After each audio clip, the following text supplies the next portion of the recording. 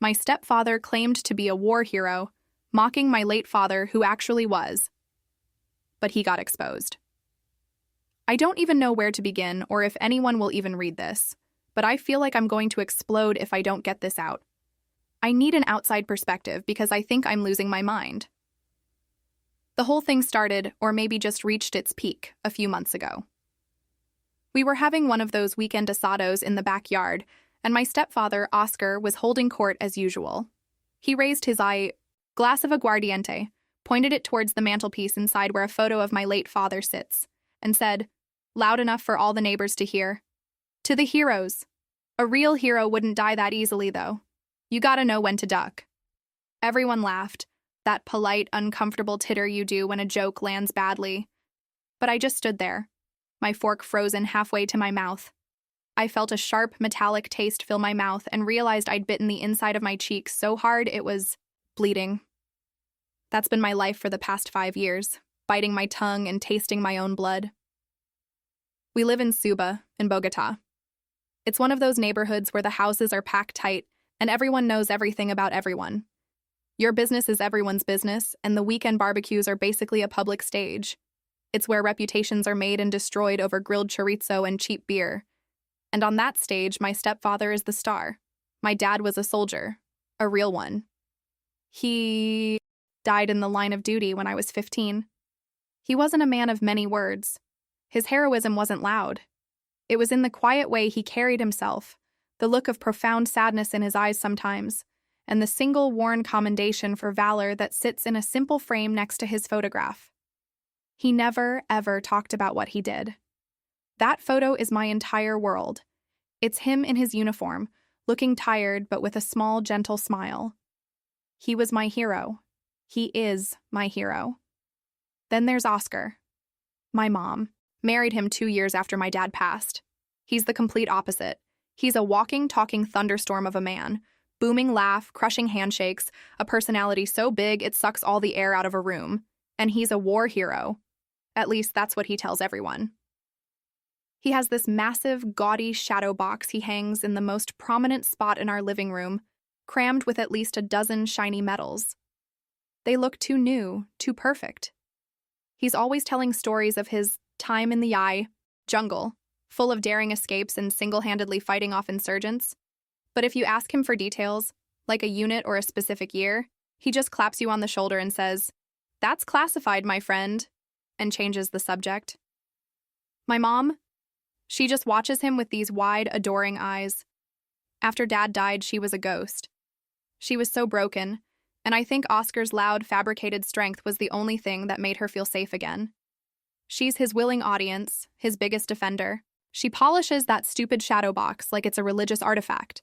She needs to believe in his heroism because the reality of my dad's quiet, fatal heroism is too much for her to bear. So this is our normal. Oscar grandstanding, my mother enabling him and me sitting in the corner, stewing in a silent rage that feels like it's physically eating me from the inside out. Every boast he makes feels like he's shoveling dirt on my father's grave. And after that toast, that disgusting, smug comment, I knew something had to give. I can't keep swallowing my own blood just to keep the peace. That toast wasn't a one-off thing. It was just the first time he said the quiet part out loud in front of everyone. His whole life with us is built on this grand, theatrical lie. Every holiday, every birthday, every time a new neighbor moves in, the performance begins. Out comes the shadow box. He'll take it down from the wall with this fake reverence, like he's handling the Holy Grail, and set it on the coffee table. He'll tell his stories, always the same ones, but with slightly different, more heroic details each time.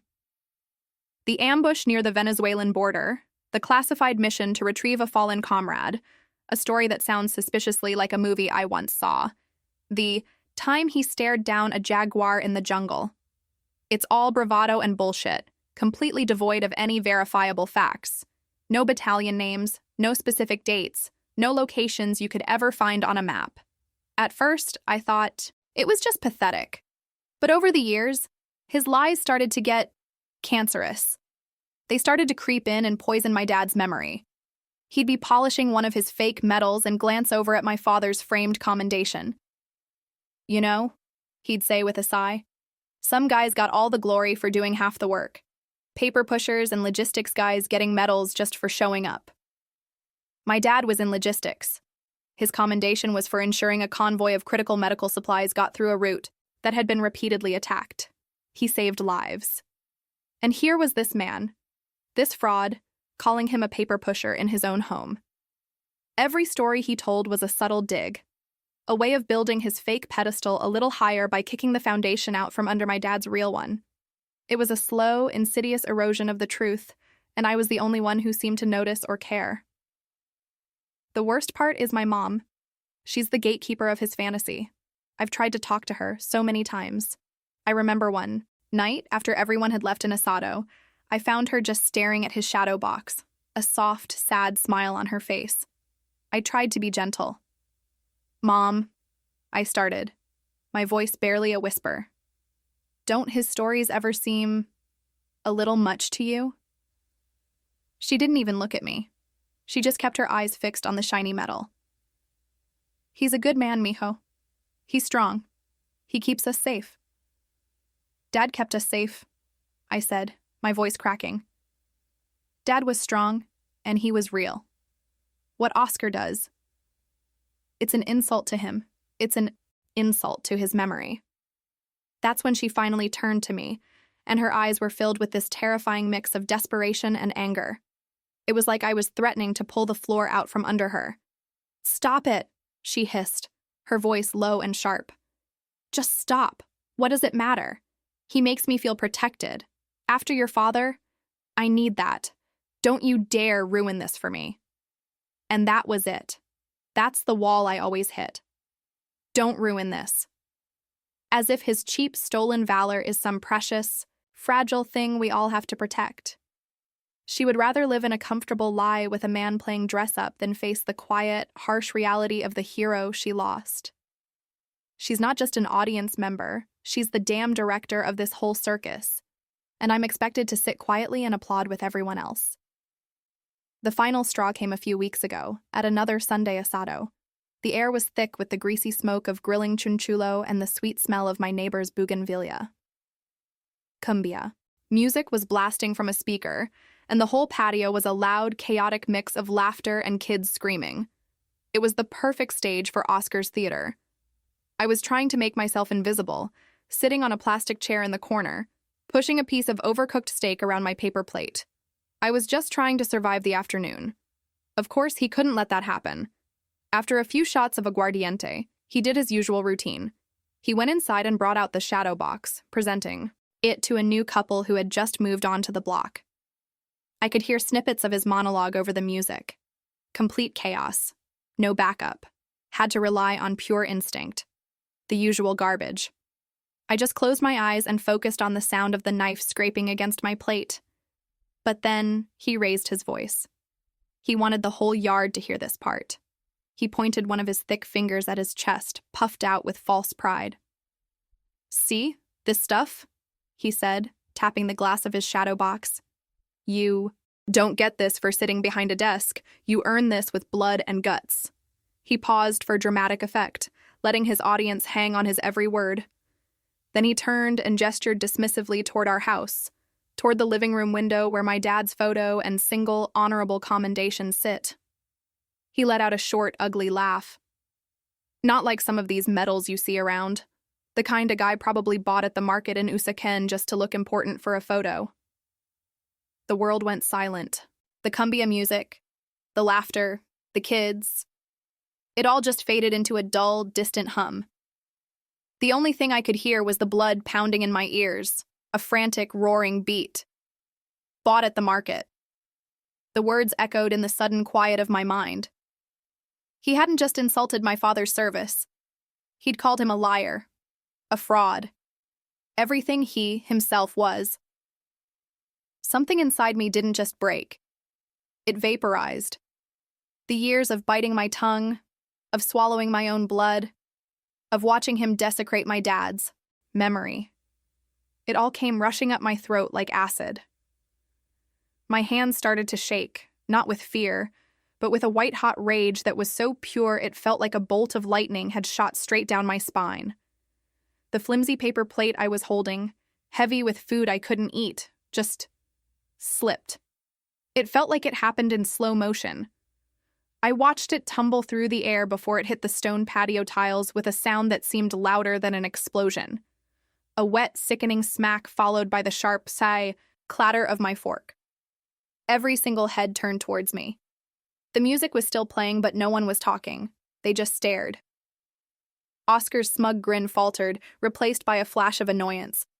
My mother's face was a mask of pure, panicked horror. She knew. She knew exactly what that sound meant. It was the sound of the peace I had kept for her for 5 long years, shattering into a million greasy, irreparable pieces right there on the ground. This was the point of no return. I didn't scream. I didn't cry. I didn't say a single word. I just turned and walked back into the house, leaving the shattered plate and the stunned silence behind me. I could feel every eye on my back, 100 tiny daggers of shock and curiosity. My mom called my name, her voice thin and panicked, but I didn't stop. I walked straight to my room, closed the door, and locked it. The hot, shaking rage I'd felt just moments before was gone. It had cooled, hardened, and sharpened into something else entirely. It was a cold, heavy certainty in the pit of my stomach. The war wasn't going to be fought with shouting matches across a dinner table anymore. The war was going to be quiet, and I was going to win. That night, I waited until I heard Oscar's booming snores rumbling through the thin walls. The house was finally still, cloaked in that specific Bogota darkness where the sound of a distant dog barking is the only thing moving. I sat at my desk, the glow of my laptop screen painting my face in a pale, ghostly light. My mission had begun. My first search was clumsy. Buy Colombian military medals. The results were a mix of collectors' forums and shady-looking online stores. But then I got more specific. I pictured his shadow box, the gaudy gleam of the Cruz de Boyacá he was so proud of. I typed that in, and there it was. On a site that looked like a cheap eBay knockoff, a perfect, shiny replica was for sale. My heart hammered against my ribs.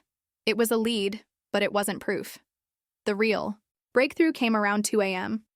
I remembered Oscar had left his email open on the family computer last week. He was terrible with technology. I slipped out of my room, my bare feet silent on the cold tile floor. The computer was asleep, but not off. I nudged the mouse and the screen flickered to life, his inbox still open. My hands trembled as I typed Orden Confirmada into the search bar. And there it was, an email from 2 years ago. A receipt from a website called Insignias Militares. Replica. My eyes scanned the list.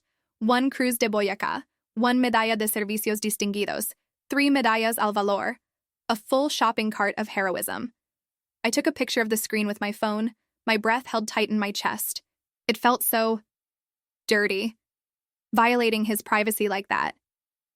But the image of my dad's tired, kind face flashed in my mind, and the guilt vanished, replaced by a cold, hard resolve. A week later, I found the second piece. Oscar loves to tell one story in particular about holding the line against impossible odds. He always ends it with the same dramatic flourish, in the crucible of combat, where the soul is tested and true courage is forged in fire. It sounded like something from a movie. On a whim, I typed the exact phrase into Google. The first result was a PDF. A scan from an old military newspaper, honoring a sergeant who had died in the 90s. And there it was, in the middle of his official commendation, the exact same sentence, word for word. He hadn't just made up a story. He had stolen the words, the very honor, from a dead man, a real hero. I felt a wave of nausea so profound I had to lean back from my desk. This was enough to humiliate him, but it wasn't enough to destroy the lie completely. I needed something official, something nobody could argue with. After more digging, I found a government website where you could submit a formal request for a person's public service records. I filled out the form with Oscar's full name and date of birth. It felt like I was signing a death warrant. I clicked Submit, and the little confirmation message popped up on the screen. It was done. The truth was now a piece of paper, making its slow journey through the bureaucratic system, on its way to my house like an inbound missile. Living in that house for the next few weeks was the definition of a Cold War. The silence was deafening. My mother kept trying to act like nothing happened, her cheerfulness so forced it was painful. She'd ask me about my day, and I'd give one-word answers. Oscar tried to joke with me, to clap me on the shoulder like he always did, but I'd just flinch away.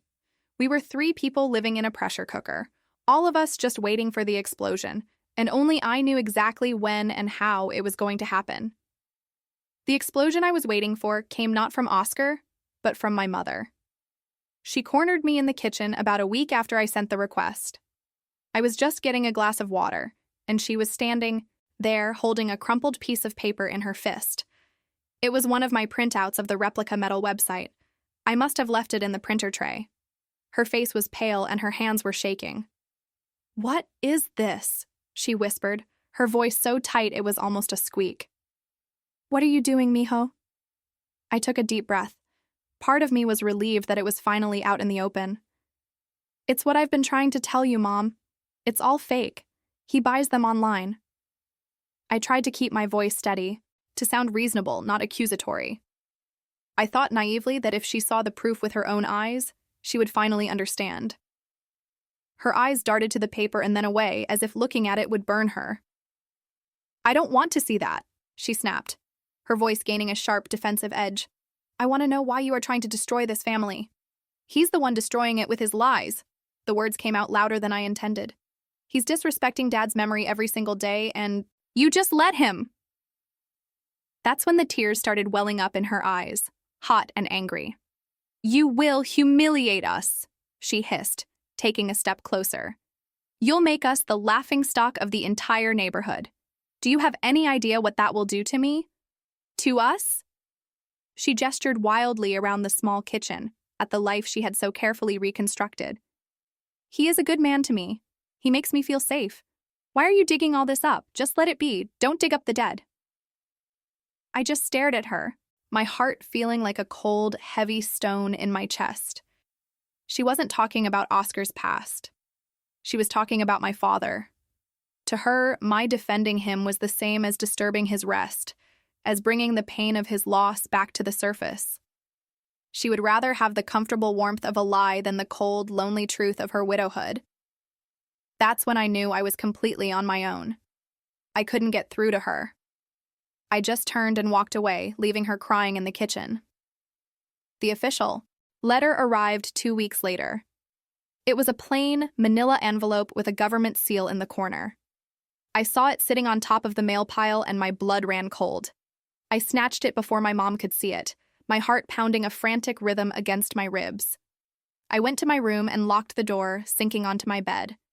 The paper felt heavy in my hands, like it contained the weight of all the lies.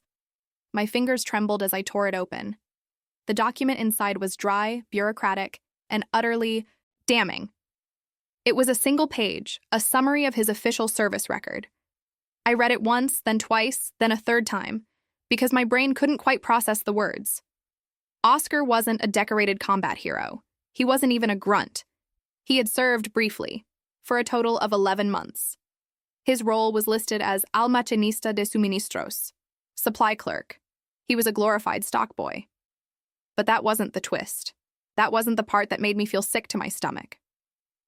The final line on the page was under the heading, Estado de Servicio, Service Status. It read, Baja por mala conducta, discharged for misconduct.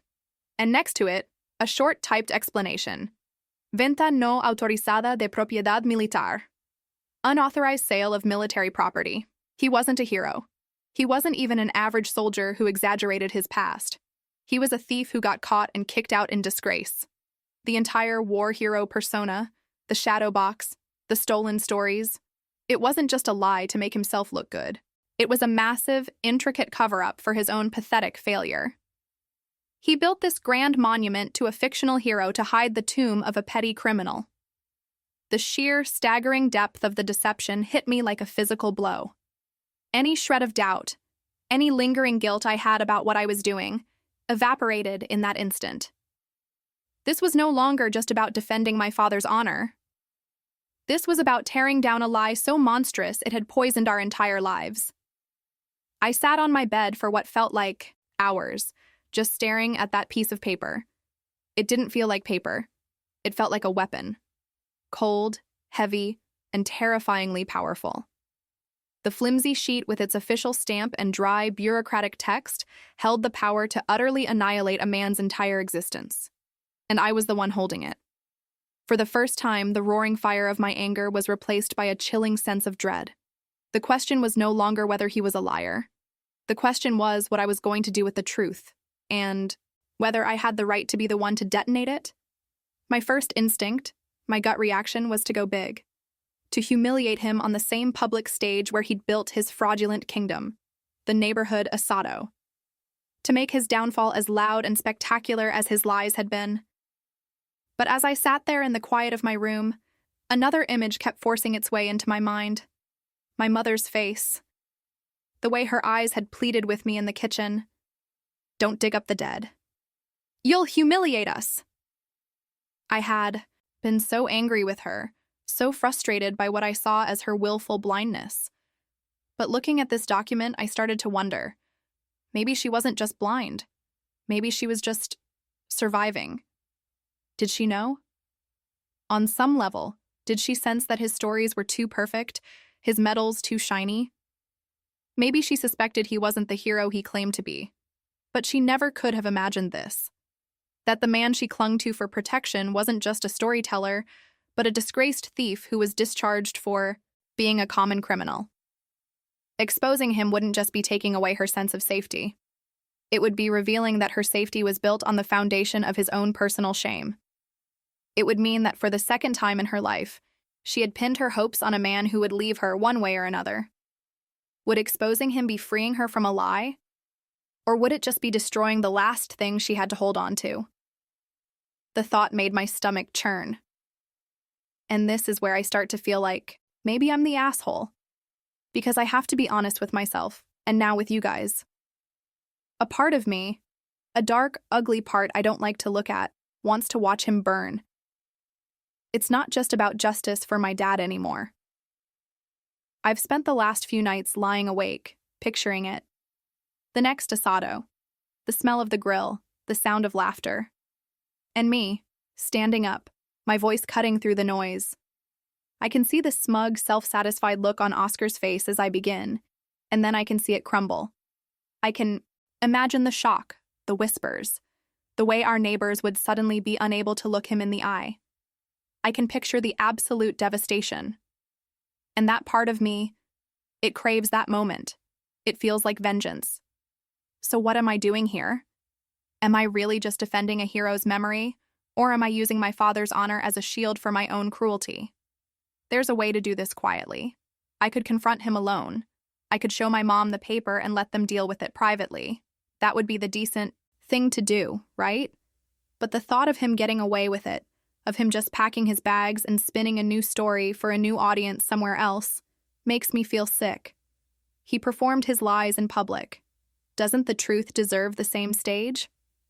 But when I think about the collateral damage, my mother, the life she's built, the fragile peace she's fought for, I feel like a monster. I'm standing at a point of no return, holding a truth that feels more like a bomb, and I don't know if lighting the fuse makes me a soldier for justice or just an arsonist. In the end, I chose vengeance. I chose the public stage. The next asado felt exactly the same as all the others, the same cumbia music, the same smell of grilled meat, the same loud, empty laughter from Oscar. But I was different. I was a ghost at the feast, moving with a cold purpose that made my own skin feel strange. I'd borrowed a cheap projector from a friend at university and set it up, aimed at the big blank brick wall of our patio. When anyone asked, I just said I had a little family tribute I wanted to share. My mom looked at me with nervous, pleading eyes, but she didn't say anything. Oscar just clapped me on the back and boomed, "That's my boy, finally getting into the family spirit." I waited until everyone had a plate full of food and a drink in their hand. I waited until Oscar was in the middle of his favorite story, the one about the jaguar. Then I picked up the remote. The first click echoed in the sudden quiet. as the projector whirred to life, cutting a bright white rectangle onto the darkening wall. The first slide was a screenshot of his email, the order confirmation from Insignias Militares Replica. I used the cursor to circle the items. Cruz de Boyacá, Medalla al Valor. His name and our address were clearly visible. A confused murmur rippled through the crowd. Oscar stopped talking, his mouth hanging open. Click. The second slide. A side-by-side comparison. On the left, the scanned newspaper. Article honoring the real, dead sergeant. On the right, a transcript of Oscar's favorite speech. I had highlighted the identical sentence, "In the crucible of combat, where the soul is tested and true courage is forged in fire." The murmuring stopped. The silence was absolute, heavy and suffocating. You could hear the fat sizzling on the grill. "What is this?" Oscar snarled, his voice a low growl. "Turn it off." I ignored him. My hand was steady as I pressed the button again. Click. The final slide. A high-resolution scan of the official document from the public archives. I zoomed in on the first key phrase, so the words filled the entire wall. Almacenista de suministros. Supply clerk. A few people gasped. I zoomed in again, this time on the final, damning line. Baja por mala conducta. Venta no autorizada de propiedad militar. Discharged for misconduct. Unauthorized sale of military property. The silence that followed wasn't just quiet, it was dead. It was a vacuum where all the air, all the laughter, all the life of the party had been sucked out. No one looked at him. They looked at the wall, at me, at their plates, anywhere but at the man who had been holding court just moments before. I turned off the projector, and the patio was plunged back into the evening gloom. I pulled a folded, yellowed piece of paper from my pocket. My father's real commendation. In a voice that didn't shake, a voice I didn't recognize as my own, I read it aloud. I read about his bravery, his quiet dedication to getting medical supplies through an ambush, about the lives he actually saved. When I finished, Oscar was just standing there, his face purple with rage and humiliation. He let out a sound, a strangled, inhuman roar of fury, and stormed into the house. A second later, there was a crash. He came back out holding the shadow box, ripped from the wall. He stared at me, his eyes filled with a hatred so pure it was terrifying.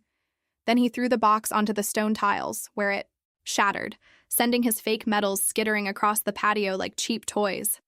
He turned and walked out the front gate without a single word. My mother never moved. She didn't follow him. She just sat in her plastic chair, staring at the broken glass and scattered shiny lies on the ground. 2 days later, his medals were in the trash can out front, and all his things were gone from the house. Now, the house is quiet. So quiet. The booming laugh is gone. The fake stories are gone. The lie is gone. But so is everything else. The illusion of a happy family, of a safe home, it all went out the door with him. My mother and I move around each other like strangers. We eat in silence. She looks at me sometimes, and I can't read her expression. Is it gratitude? Is it resentment? I don't know. I feel like I saved her, but I also feel like I destroyed her world. I defended my father, but I torched my family to do it. So, Reddit Aita for publicly exposing my stepfather's stolen valor at a neighborhood barbecue to defend my late father's memory, even though it blew up my family.